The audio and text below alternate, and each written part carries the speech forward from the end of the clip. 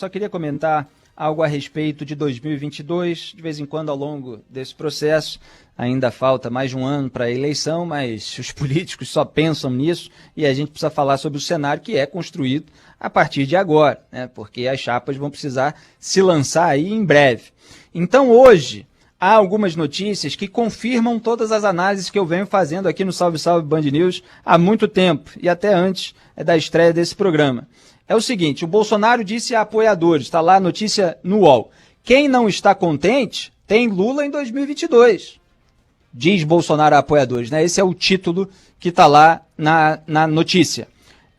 Você tem matéria do Estadão, por exemplo, dizendo PT tira o pé e risco de impeachment mingua. Impeachment do Bolsonaro. PT tira o pé, quer dizer, não desacelera aí, e o risco de impeachment do Bolsonaro mingua. Você tem também o site O Bastidor dizendo Lula prefere Bolsonaro desgastado, mas sem impeachment. Essas duas últimas manchetes que eu estou citando são análises que eu fiz aqui há muito tempo, desde que foi aventada a hipótese de CPI da Covid. Qual é?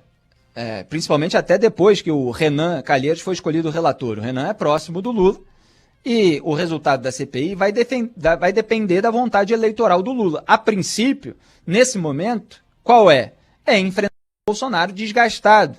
Portanto, se a CPI resultar ali num pedido de indiciamento, algo duro, uma recomendação de impeachment, por todos os caminhos burocráticos possíveis, o Bolsonaro pode acabar afastado da corrida eleitoral de 2022, e isso pode turbinar uma outra candidatura que gere um movimento anti-Lula maior e possa turbiná-lo. Quer dizer, você afasta o Lula como um candidato anti-Bolsonaro, que é o que ele quer aparentar, embora tenha um monte de coisa em comum, um monte de coisa diferente, mas tenha um monte de coisa em comum.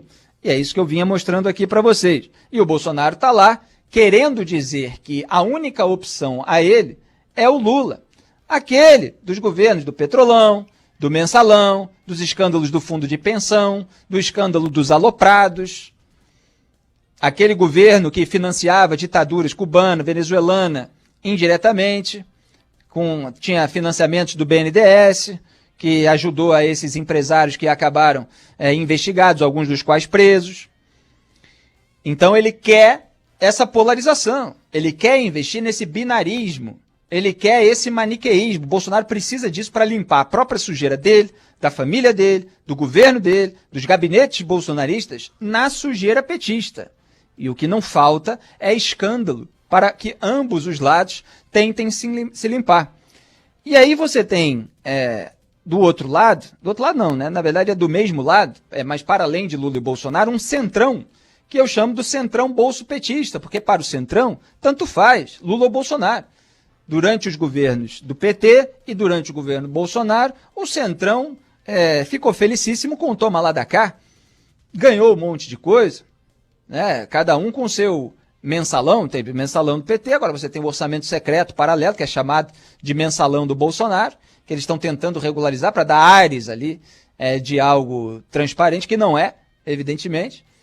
E você tem distribuição de cargos nessa máquina pública inchada brasileira que o Bolsonaro prometeu desinchar e não desincha, porque abandonou a pauta liberal. Já teve aí a entrevista do Paulo Guedes praticamente assumindo o populismo eleitoral. Virou uma espécie de tesoureiro de campanha do Jair Bolsonaro. É o coach da Faria Lima, o animador de mercado, como traduziu bem o ex-ministro da Saúde, Luiz Henrique Mandetta, que está aí nessas articulações para ver se vai se candidatar como a chamada terceira via, né, que é um nome ruim, mas confrontando o próprio Paulo Guedes. Então o Centrão, o comportamento do Centrão está ilustrado numa manchete da Folha de São Paulo, que é Lira, Arthur Lira, presidente da Câmara dos Deputados, eleito com apoio do Bolsonaro. Lira vê Bolsonaro em pior momento, aponta boa fase de Lula e descarta a terceira via em 2022.